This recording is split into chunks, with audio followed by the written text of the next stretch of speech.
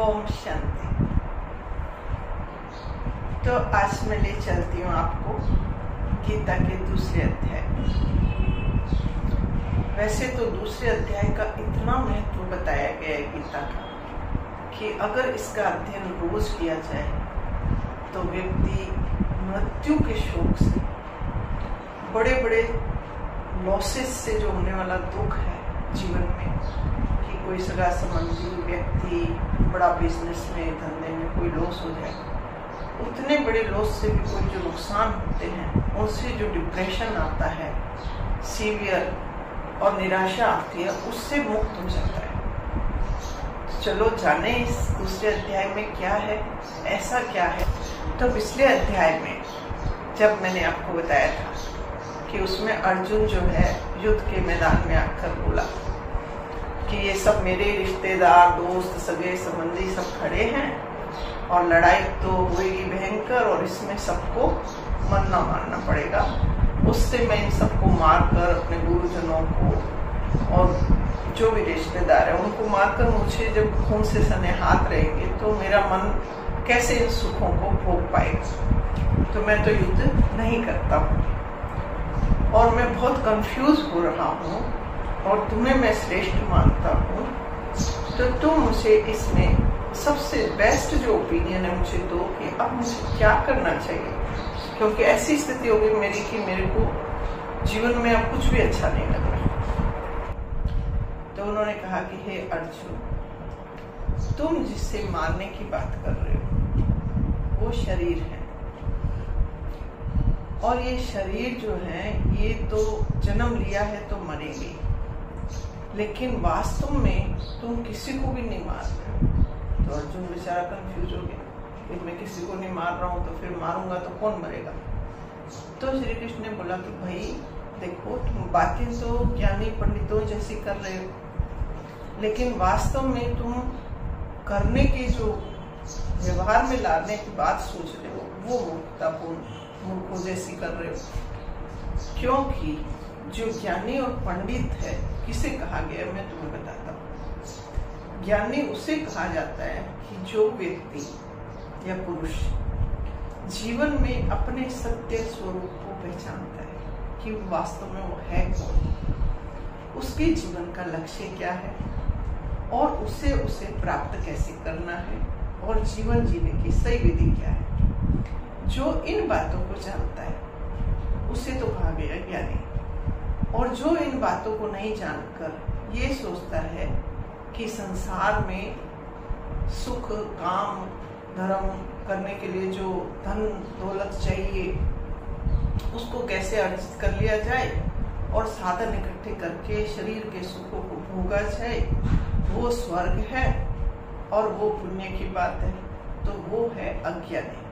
तो हे अर्जुन, तुम आज मुझसे सत्य परिचय सुनो कि तुम और मैं और ये सभी लोग जो इस युद्ध में सामने खड़े हैं, यानी भीष्म पितामह, द्रोणाचार्य, तुम्हारे दोस्त, सारे कौरव, सारे पांडव, तुम सब और मैं भी यहाँ इसी तरह से अनेकों बार उपस्थित हुए हैं इस परिस्थिति में। मैं भी यहीं था, तुम भी यहीं थे, ये सब भी यहीं थे और अनेकों बार थे। अब अर्जुन बेचारा चकरा गया कि ऐसा कैसे, तो अगर सब थे तो मुझे याद क्यों नहीं, तुम ये बात कैसे कह रहे हो। तो श्री कृष्ण ने स्पष्ट किया कि देखो, ये जो कुछ है वो तुम भूल जाते हो, तुम और तुम्हारे ये सब साथी भूल जाते हैं, मैं नहीं भूलता हूँ। क्यों नहीं भूलता है उसका सीक्रेट वो आगे दूसरे अध्याय में बताएंगे, परंतु तुम भूल जाते हो। क्यों भूल जाते हो? तो गीता के दूसरे अध्याय के श्लोक 12 और 13 में उन्होंने देही शब्द का वर्णन किया। देही शब्द परम शक्ति ने आत्मा को संबोधित किया। तब उन्होंने पहली बार परिचय देते हुए कहा कि तुम, मैं और ये सभी लोग, हम चेतना शक्तियां हैं, देही हैं, आत्माएं हैं, जिसको कि हम आत्माएं कहते हैं। और ये जो देही है वो जब इस शरीर में होता है तब ये शरीर जीव आत्मा कहलाता है और तब ही हम सोचने, समझने, परखने, महसूस करने, निर्णय करने की योग्यता रखते हैं। अगर शरीर से ये थॉट एनर्जी अलग हो जाए तो आप ही सोचिए हम उसे क्या कहेंगे? डेड बॉडी कहेंगे। तो हम सब क्या है?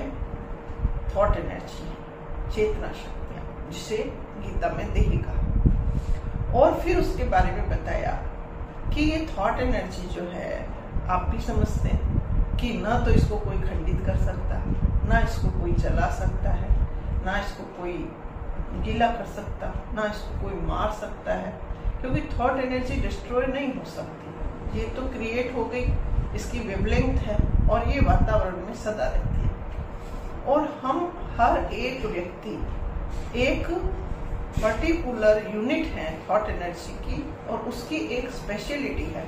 मतलब हर एक व्यक्ति थॉट एनर्जी का एक पुंज है और वो उसकी अलग क्वालिटी है। कोई पॉजिटिव थॉट एनर्जी है, कोई 20% पॉजिटिव, 80% नेगेटिव है, कोई 90% है। तो कॉम्बिनेशन अलग अलग है और यही उसकी अलग अलग पहचान है। तो एक रहस्य तो ये स्पष्ट हुआ कि हम लोग केवल मात्र ये शरीर नहीं है, इस शरीर के अंदर हम थॉट एनर्जी है। शरीर तो हमारा वस्त्र है, इंस्ट्रूमेंट है। उस परम शक्ति ने श्री कृष्ण के मुख से कैसे बतलाया कि ये शरीर को धारण जब थॉट एनर्जी करती है, यानी इसे एडॉप्ट करती है, माँ के गर्भ में थॉट एनर्जी किसी वुम्ब में जो एम्ब्रियो बन रहा है जब उसमें एंटर कर जाती है, तब वो एम्ब्रियो जो है लाइव होता है और वो 16 to 20 वीक्स के आसपास मेडिकली होता ही है, वो सब हम जानते हैं। अगर किसी एम्ब्रियो में थॉट एनर्जी, सोचना, समझना, महसूस करना, फील करना, डिसीजन लेना, अगर ये सब नहीं होता है तो वो एक लोथड़ा मांस का रहता है और डेड बाहर निकल आएगा। तो ये थॉट एनर्जी जब उस एम्ब्रियो में एंटर कर जाती है, इसको हम जन्म लेना कहते हैं, गर्भ में आना, और फिर बाय बर्थ जो माँ के पेट से बाहर निकलते हैं उसे जन्म लेना कहते हैं। और फिर वो जैसे जैसे शरीर बड़ा होता है, बचपन, युवा और फिर बुढ़ापा, तो हम जो वास्तव में थॉट एनर्जी हैं, हम अपने आप को बॉडी समझने लगते हैं, क्योंकि हमने बॉडी को पहन लिया है। और हम क्या होता है उसको डिस्क्राइब करने लगते हैं, मैं अब बड़ा हो गया हूँ, मैं जवान हूँ, मैं बुढ़ा हूँ, मैं लेडीज हूँ, मैं जेंट्स हूँ, मैं फीमेल हूँ, आदि आदि। तो ये बड़ी अनोखी बात गीता के दूसरे अध्याय में हमें स्पष्ट होती है कि we are not just mere bodies, we are thought energy. जब ये बॉडी को छोड़ देती है दूसरी बॉडी अडॉप्ट करने के लिए, तो उसको मृत्यु कहते हैं। और it is dead simple as कि जैसे हम स्नान करने के बाद एक ड्रेस चेंज करते हैं, पुराना मेला खोल देते हैं, दूसरा पहन लेते हैं। अच्छी बात गीता के दूसरे अध्याय में समझाई गई कि जीवन और मृत्यु कुछ भी विशेष नहीं है। ये तो सिंपल थॉट एनर्जी अपना जो कवरिंग है उसको छोड़ दे और दूसरा नया कवरिंग ले ले। और थॉट एनर्जी अजर है, अमर है, अविनाशी है, एक अखंडित है, और हम हमेशा इस धरा पर रहने वाले हैं। ये जानकर आपको कैसा लगा? खुशी हुई ना कि हम कभी मरेंगे ही नहीं और इस धरती पर हम हमेशा रहेंगे। हमारे दोस्त, हमारे दुश्मन, हमारे प्रियजन, हम सब यहाँ ही रहने वाले हैं। तो फिर एक दूरदर्शी की बात है जो अभी अध्याय में नहीं बताई गई, पर मेरे को मन में आता है कि तब हमें जीवन कैसे जीना चाहिए। निश्चित रूप से हम इस धरती को यूज करने वाले हैं, तो हमें इस धरती को बहुत अच्छे से केयर करके रखना चाहिए, क्योंकि अगर हम इसको गलत तरीके से पॉल्यूशन से भरकर रखेंगे तो वो हमें ही भुगतना पड़ेगा। तो मैंने बीच में थोड़ा सा ऐड कर दिया अपनी तरफ से कि मुझे ये समझ आया कि जब जब हम सदा ही इस धरती पर रहने वाले हैं, तो निश्चित रूप से हमारे जीने का तमीज भी कुछ ऐसा होना चाहिए। अच्छा, तो फिर आगे श्री कृष्ण के रूप में परम शक्ति ने क्या कहा? योग किसको बताया? बड़ी अनोखी बात बताई कि जो इम्पॉसिबल दिखाई देता है उसको पॉसिबल करने की जो टेक्निक है, विधि है, उसको योग कहते हैं। और जो अवेलेबल है उसको सेव करके रखें और उसको सुरक्षित और हेल्दी रखें, उसको क्षेम कहते हैं, योग क्षेम। फिर दूसरे ही अध्याय में ब्राह्मण शब्द की भी डेफिनेशन दी हुई है। वो क्या है कि जो स्वयं को थॉट एनर्जी के रूप में रियलाइज करता है, डिस्क्रिप्शन जानता है कि आई एम थॉट एनर्जी और आई एम इमॉर्टल और मैं अजर अमर अविनाशी अखंडित ऊर्जा हूँ और मेरे ही हाथ में है मैं इस शरीर को धारण करूं, इस शरीर को छोड़ दूं और मेरे जैसे ही सारे प्राणी सामने मनुष्य हैं जो अपने शरीरों के अंदर क्रियाकलाप कर रहे हैं। ये शरीर तो एक अभिव्यक्ति का माध्यम है, इंस्ट्रूमेंट। तो जो इसको जानकर जीवन में व्यवहार करता है एक दूसरे से कि हम इमॉर्टल है तो हमारी लेन देन भी इमॉर्टल हो गई ना। अगर किसी से उधारी है तो वो सदा ही रहेगी। ऐसा नहीं कि ये कॉस्ट्यूम छोड़ के दूसरा ले लिया तो मेरा पीछा छूट जाएगा, नहीं, वो भी साथ चलेगा, ध्यान रखें। तो वो भी हमारे साथ रहता है। इसीलिए कहा जाता है कि कई जन्मों की उधार है कि भैया ये तो मैंने इस जीवन में इसकी शक्ल भी नहीं देखी, फिर भी ये मेरे से इतना कुछ क्यों मांग के ले जा रहा है और लौटाता भी नहीं है। ऐसा होता है ना, तब हम सभी क्या कहते हैं, भाई तेरी मांगत है, पिछले जन्मों की उधार होगी, कहा ही गया। तो वो सेंटेंसेस जो हम बोलते हैं वास्तव में वो हमारे पूर्वजों ने अनुभव से कहे हैं और वो स्पष्ट हैं, लेकिन हम उन्हें समझे बिना ऑटोमेटिकली बोल देते हैं। पर अब जो गीता का दूसरा अध्याय हमने पढ़ा और समझ रहे हैं तो हमें स्पष्ट होता है कि किस प्रकार से वो सेंटेंसेस बिल्कुल सही है, कि वो हमारा लेन देन ही है। जो हम यात्राएं लंबी करते रहते हैं तो वो ड्यूज जो है हमारे सामने आते हैं। हालांकि हमारा कॉस्ट्यूम चेंज हो रखा है, लेकिन जो सोल टू सोल है उसको पहचान लेती है और अपने ड्यूज वो लेने आ जाती है। तो हमारे से ऐसे अनोखे जीवन में घटनाएं होती रहती है, लेन देन होता रहता है कि जिसे हम नहीं देना चाहते वो हमारा सब कुछ लूट लेता है और जिसे हम देना चाह रहे हैं देते जाते हैं वो हमें थैंक्स भी नहीं देता।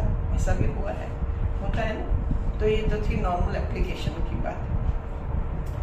अब क्या होता है कि फिर आगे क्या कहते हैं, तो फिर आगे उसी परम शक्ति ने स्पष्ट किया कि जो इस बातों को जान लेता है और इसके अनुरूप व्यवहार करता है कि मैं थॉट एनर्जी हूँ, अजर अमर विनाशी शक्ति आत्मा हूँ, और इस रूप में ही व्यवहार करना जीवन में सीख जाता है, तो उसे कभी भी कर्मों की डिटेल्स या वेद शास्त्रों का ज्ञान पढ़ने की आवश्यकता ही नहीं रहती। तो फिर उन्होंने एग्जाम्पल दिया कि जैसे कोई एक छोटा तालाब होता है, उसको जानना उस व्यक्ति के लिए जरूरी नहीं होता जिसने सी वाटर और या बड़े वाटर सोर्स को स्टडी किया हो। वो समझ सकता है कि इस तालाब में भी क्या होगा।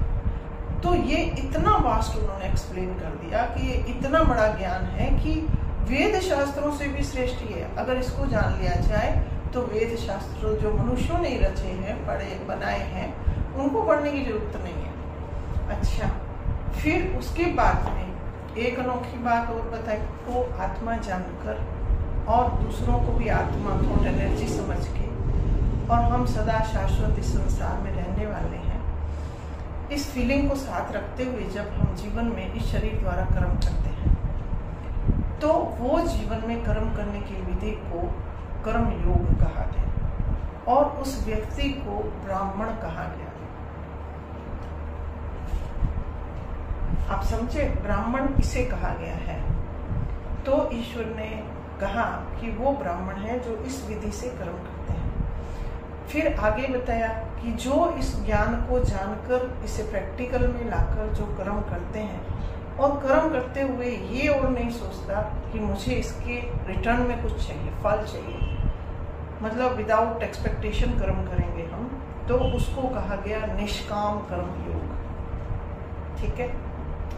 और जब हम बहुत सारा पेन हो, दुख हो जीवन में, उसमें भी कर्म करते हुए यही बात ध्यान रखेंगे और ज़्यादा दुखी नहीं होते, और सुख की घड़ियां हो तो ज़्यादा एक्साइटेड होकर उछल कूद नहीं करें, दूसरों को इंसल्ट नहीं करें, तो समत्व भाव से बैलेंस्ड रहकर बिहेव करें, तो उसको कहा गया समत्व योग। तो आप समझ गए, ज्ञान योग मतलब इस फीलिंग के साथ, इस नॉलेज के साथ कर्म करना। निष्काम कर्म योग मीन्स इच्छा के बिना कर्म करना, एक्सपेक्टेशंस के बिना, क्योंकि हमारी ड्यूटी है, हम आए हैं इस बॉडी को साथ लेकर, तो हमें कुछ ना कुछ तो अपनी योग्यताओं को इम्प्लीमेंट करना ही है। तो हमें जो रोल मिला है उसको हम इम्प्लीमेंट करें इस नॉलेज के साथ, तो वो है निष्काम कर्म योग। और समान रहकर, बैलेंस रहकर बिहेव करें, तो वो समत्व बुद्धि योग। इस सारे नॉलेज को समझना और इसको अपने अंदर इम्प्लीमेंट करके जीवन में अप्लाई करना, इसको ही कहा गया है सांख्य योग। और योग की डेफिनेशन मैंने बता दी कि दुनिया में तो क्या करते हैं आजकल, हाथ पैर उल्टे कसरत करना, सांसें लेना, उसको योग कहने लग गए, तो बहुत कंफ्यूज हो जाते हैं हम सब। गीता के दूसरे अध्याय में 30 से 35 नंबर के श्लोक तक कही गई है। और गीता का दूसरा अध्याय जो है वो काफी विस्तृत है, और उसको एक ही एपिसोड में बना देना थोड़ा लंबा हो जाएगा और रुचि आपकी कम होगी। इसलिए बाकी का बहुत इंटरेस्टिंग नॉलेज मैं अगले एपिसोड में देती हूँ, और आज का एपिसोड यहीं पूरा करती हूँ। मुझे आप अपने कमेंट्स जरूर दीजिएगा कि आपको ये जो एक्सप्लेनेशन है कैसा लगा, आपके बच्चों को कैसा लगा, और आपने कितने लोगों को शेयर किया। ओम शांति। Thank you very much. जैसे पहले सपोर्ट करते थे उससे भी अधिक आगे करते रहे।